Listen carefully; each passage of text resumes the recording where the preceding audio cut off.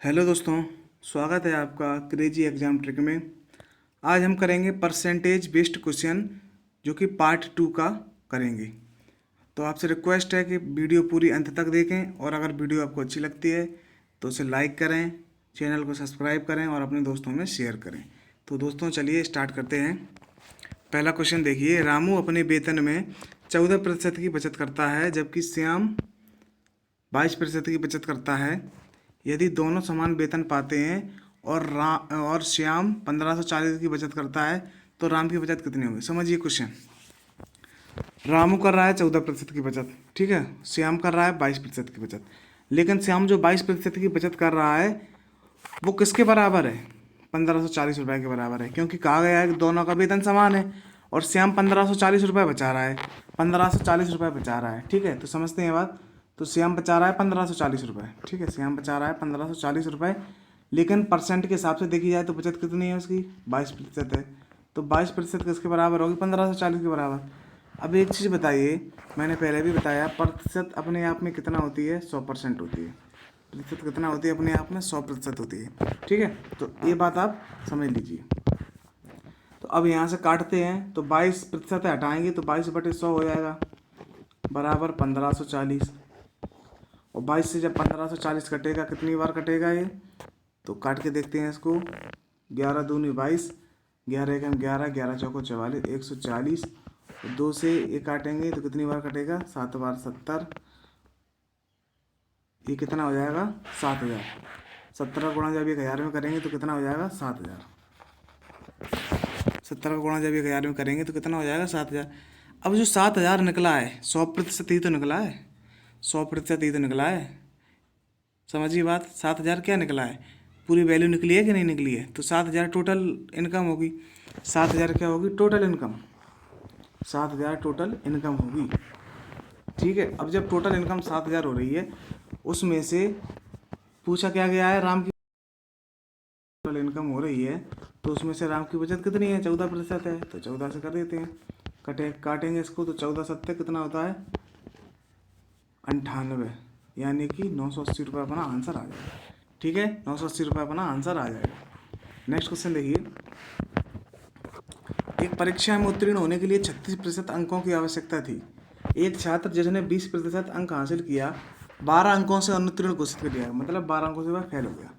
तो पूर्णांक क्या था? मतलब टोटल नंबर कितने थे? टोटल नंबर कितने थे, ठीक है। समझिए बात। एक छात्र है जिसे 20% अंक मिले, जिसे कितने मिले? 20% अंक मिले। कितने मिले? 20% अंक मिले। अगर उसे 12 नंबर और मिलते, उसे अगर 12 नंबर और मिलते तो वह पास हो जाता कि नहीं? 20% अंक मिले, अगर उसको 12 नंबर और मिलते तो वह पास हो जाता। और पास होने के लिए कितने नंबर चाहिए होते हैं? 36%।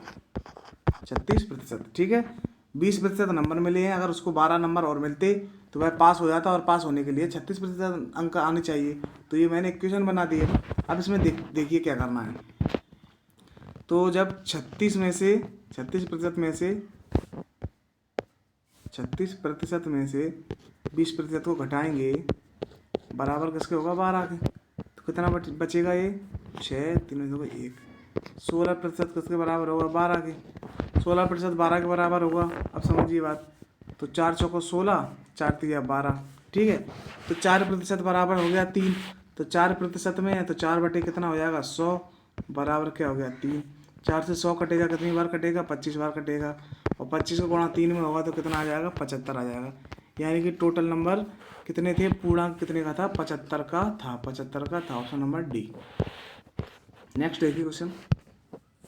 किसी परीक्षा में 65% छात्र अंग्रेजी में पास हुए और 56% गणित में पास हुए। देखो समझिए बात इसको, 65% अंग्रेजी में पास हुए, ठीक है, और 56% गणित में पास हुए। दोनों विषय में फेल कितने हुए? 25%। तो आपको क्या करना है? या तो फेल फेल का बना लीजिए या पास पास का बना लीजिए। लेकिन समझेंगे इसमें क्या करना है कि दोनों विषयों में पास हुए, मतलब 414 दोनों विषय में पास हुए। समझिए बात, 414 दोनों विषय में पास हुए हैं, तो कुल कितने छात्र थे ये बताना है, ठीक है। कैसे करेंगे समझिए। जब पास हो रहे हैं दोनों विषय में तो इसको पास के हिसाब से ही बना लेते हैं, ठीक है। देखिए, किसी परीक्षा में 65% अंग्रेजी में, इंग्लिश में कितने हैं? 65, ठीक है। और मैथ में कितने हैं 56%। मैथ में कितने हैं 56%। जब इनको जोड़ेंगे तो कितना हो जाएगा 6 5 11, 6 5 11 और 1 12, यानी कि 121% दोनों को जोड़ के हो गया है। ठीक है, लेकिन उन्होंने क्या कहा है कि दोनों विषय में फेल कितने हुए हैं 25%। एक बात बताइए, जब दोनों विषय में 25% फेल हो रहे हैं और टोटल हम क्या मानते हैं 100%, जब दोनों विषय में 25% फेल हो रहे हैं और हम मानते हैं 100% टोटल, तो पास कितने होंगे 75% होंगे कि नहीं होंगे 75% होंगे कि नहीं, 75% होंगे कि नहीं। तो अब इसमें से मतलब ये भी पास का निकल के आया, ये भी पास का निकल के आया। ठीक है, ये भी पास का है, ये भी पास का है। अब जो 121% है, 121% में से 75 को घटाएंगे, 121% में से 75 को घटाएंगे तो कितना आएगा 6, और 12 में से 8 जाएगी तो 4, यानी कितना आ जाएगा 46%। 46% आ जाएगा। जब 46% किसके बराबर होगा 414 के बराबर होगा। 46% वो लोग हैं जो दोनों विषय में पास हुए हैं, लेकिन उन्होंने क्या कहा है कि दोनों विषय में पास कितने हुए हैं 414 लोग। दोनों विषय में जब 414 लोग पास हुए हैं तो उन्होंने पूछा है कि टोटल लोग कितने थे, टोटल छात्र कितने थे। तो 46% जब 46% को जब 414 के बराबर करेंगे, 46% को जब 414 के बराबर करेंगे तो क्या आ जाएगा 46/100 बराबर 414। 2 से काटेंगे 23 बार कटेगा एक, 2 से इसको काटेंगे 2 दूनी 4, 2 7 14। अब 23 से इसको काटेंगे कितनी बार कटेगा ये 9 बार कटेगा पूरा। ये बार ये कितनी बार कटेगा 2 से 7 9 बार कटेगा। तो 9 का गुणा जब 100 में होगा तो कितना आ जाएगा 900 टोटल स्टूडेंट थे। ठीक है, नेक्स्ट क्वेश्चन देखिए। राधा अपने वेतन का 40% भोजन पर, 20% मकान किराए पर, 10% मनोरंजन पर और 10% परिवहन पर खर्च करती है, व्यय करती है की बात होती है। यदि माह के अंत में उसकी बचत 1500 रुपये है तो उसका मासिक वेतन कितना है। समझिए बात, इतने इतने प्रतिशत वो खर्च कर रही है और उसकी बचत बताई गई है कि 1500 रुपये है। तो पहले देख लेते हैं टोटल कितना खर्च कर रही है। तो 40 और 20 कितना हो गया 60, 60 ये हो गया। अब 60 और 10 कितना हो जाएगा 70, और 70 और 10 कितना हो जाएगा 80, यानी कि वो 80% खर्च कर रही है, व्यय कर रही है। समझिए बात, 80% वो व्यय कर रही है, लेकिन यहाँ पे व्यय की बात नहीं हुई है, उन्होंने कहा है यहाँ पे बचत की बात हुई है। तो यहाँ पे बचत कितनी होगी, अब कोई व्यक्ति है उसको 100 रुपये मिलते हैं और वो 80 खर्च कर देता है, तो बचेगा कितना उसके पास 20 रुपये की तो बचत करेगा वो। 20% की बचत हो रही है उसकी, 20% की बचत हो रही है, लेकिन उन्होंने कहा है कि 1500 की हो रही है। उन्होंने क्या कहा है 1500 की हो रही है। तो 20 से जब 1500 काटेंगे कितनी बार कटेगा, एक जीरो से एक जीरो चला जाएगा 75 बार कटेगा। लेकिन ये प्रतिशत है, तो प्रतिशत का जो 1/100 होता है, 1/100 का गुणा 75 में होगा तो कितना आ जाएगा अपना आंसर 7500। कितना आ जाएगा अपना आंसर 7500। ये बात आपको अच्छी तरह से समझ में आ जानी चाहिए। नेक्स्ट देखिए, मेरे खर्च और बचत का अनुपात 3:4 है और यह अनुपात 4:3 करने के लिए खर्च में कितने प्रतिशत की वृद्धि करनी होगी। देखो बात हो रही है खर्च की ओनली, बचत की कोई बात नहीं हो रही है, खर्च में कितने प्रतिशत की वृद्धि करनी। अच्छा एक बात बताइए, पहले 3 था अब 4 हो गया है खर्च, क्योंकि ये खर्च का ही तो है, खर्च का 3 है, अब ये क्या हो गया 4 हो गया है। खर्च का पहले 3 था, मतलब पहले 3 रुपये में कोई चीज़ मिल रही थी, अब 4 में मिल रही है, मतलब वृद्धि हो रही है उसमें। तो कितनी वृद्धि हो रही है, 1 की वृद्धि हो रही है, कितने पे 3 पर 1 की वृद्धि हो रही है। यहाँ पर 1 की वृद्धि हो रही है, कितने पर हो रही है 3 पर हो रही है कि नहीं। अब इसको परसेंट में चेंज कर देते हैं, जब इसको परसेंट में चेंज करेंगे तो कितना आ जाएगा अपना 33 सही 1/3%, यानी कि option number D, option number D. Next question देखिए, 30 लीटर मिश्रण में 90% एल्कोहल कितना पानी मिलाएं कि एल्कोहल 80% हो जाए। अच्छा इसको कैसे करेंगे, देखिए इसको कैसे करेंगे। 30 लीटर कोई मिश्रण है, ठीक है, उसमें 90% एल्कोहल है। 30 लीटर कोई मिश्रण है, उसमें 90% अगर एल्कोहल है, 90% अगर एल्कोहल है तो 10% क्या होगा उसमें, 10% पानी होगा कि नहीं, वाटर होगा कि नहीं। एक बात बताइए, 90% जब एल्कोहल है तो 10% वाटर होगा। मिश्रण तो तभी बनता है, पानी से ही तो बनता है।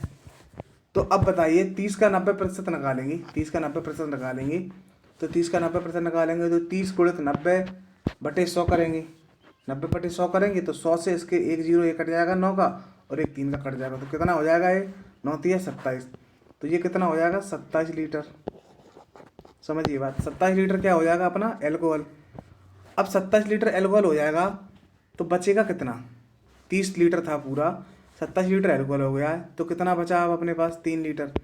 यानी कि एक बात आपको समझ में आ जानी चाहिए कि 3 लीटर पानी है और 27 लीटर क्या है? एल्कोहल है, यानी कि शराब है। 3 लीटर पानी है और 27 लीटर का एल्कोहल, ये बात आप समझ लीजिए। अब इसमें क्या कहा है कि कितना पानी और मिलाया जाए, ठीक है। तो 3 लीटर पानी था अपने पास, उन्होंने कहा कितना पानी और मिलाया जाए, ठीक है। 3 लीटर पानी था, उन्होंने कहा कितना लीटर पानी मिलाया जाए, तो x लीटर पानी मिला देते हैं, ठीक है। समझिए बात, ये इसका पूरा ट्रिक होती है। 3 लीटर पानी था, उसमें x लीटर और मिला दिया है मैंने। तो उन्होंने क्या कहा कि एल्कोहल 80% हो जाए। तो एल्कोहल ऊपर वाला है कि नीचे वाला है, ये बताइए पहले। तो एल्कोहल कौन सा है? नीचे वाला है कि नहीं? तो नीचे 80% रख देंगे। नीचे क्या रख देंगे? 80%।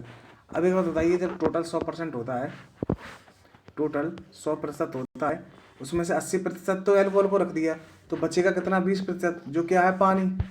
जो क्या है? पानी। अब इसको काटते हैं, तो 20 से 80 काटेंगे, 4 बेर कट जाएगा। अब इसको गुणा करते हैं, तो 27 का 1 में करेंगे 27, 4 का 4 दिया 12 और 4x। तो 27 में से जब 12 जाएगा तो कितना बचेगा? 27 में से 12 जाएगा तो कितना बचेगा? 5, और 2 में से 1 जाएगा 1, 15 बचेगा। और 15 में जब 4 का भाग दिया जाएगा तो कितना बचेगा? 15 में जब 4 का भाग देंगे तो कितना हो जाएगा अपना आंसर? 3.75 लीटर। ऑप्शन नंबर अपना डी आंसर आ जाएगा, आप देख लेना, ठीक है दोस्तों। ये टेस्ट सीरीज लगाना बहुत ज़रूरी होता है, क्योंकि इससे पता चलता है कि आप किस टॉपिक में अच्छे हैं, किस टॉपिक में मतलब अपना सिस्टम ख़राब है, या फिर कौन सा टॉपिक का अपन को क्वेश्चन आता है, किस टॉपिक का नहीं आता है, या परसेंट का जो अभी टेस्ट सीरीज लगा रहे हैं अभी, तो उसका मतलब कौन सा उसमें ट्रिक आपको आता है, कौन सा नहीं आता है। तो इससे आपको अनुमान लग जाता है, और जो चीज़ें छूटती हैं वो भी चीज़ कवर हो जाती हैं इससे। नेक्स्ट क्वेश्चन देखिए, किसी भिन्न के अंश में 140 की वृद्धि तथा हर में 150% की वृद्धि करने पर 4/15 हो जाता है। ये क्वेश्चन हर बार ही पूछा जाता है। देखो x भिन्न के अंश में 140 की वृद्धि होती है। अंश क्या होता है? ऊपर वाला, ठीक है। हर क्या होता है? नीचे वाला। ऊपर वाला भिन्न का जो हिस्सा होता है वो होता है अंश, नीचे वाला होता है हर। 140 की वृद्धि होती है। एक बात बताइए 140 की वृद्धि हो रही है, टोटल मान के चलते हैं कि होता कितना है? 100% होता है। 140 की जब वृद्धि होगी, 140 की जब वृद्धि होगी तो ये कितना हो जाएगा जोड़ के? 240 हो जाएगा कि नहीं? 240 हो जाएगा कि नहीं, ये बताइए। हो जाएगा। अब देखिए, जब 240 हो गया, ये 240% हो गया, ऐसे ही नीचे वाला 150 की वृद्धि होगी तो 100 में 150 जोड़ दिए जाएंगे तो कितना हो जाएगा? 250% हो गया। और वो कितना हो रहा है बनकर? 4/15। ठीक है, तो काट देते हैं इसको, परसेंट से परसेंट, 0 से 0। 4 से 24 कट गया, 6 बार कट गया, और 5 दिए 15, 5 25, ये कट गया। तो ये 5 है उस साइड पहुंच जाएगा, और 6 है इस साइड, 6 3 में गुणा हो जाएगा तो कितना आ जाएगा अपना? ये 5 है उस साइड पहुंच जाएगा, 6 नीचे आ जाएगा, तो 6 दिया 18। यानी कि अपना क्या आंसर आएगा? 5/18। 5/18 अपना आंसर होगा, ठीक है कि नहीं। नेक्स्ट क्वेश्चन देखिए,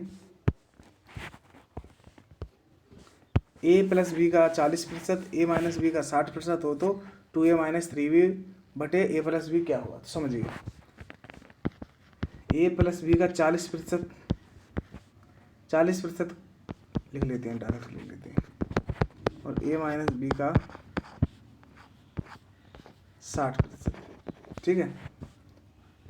इसको बटे में लिख सकते हैं, a प्लस बी बटे a माइनस बी, यानी क्या हो गया? 60/40।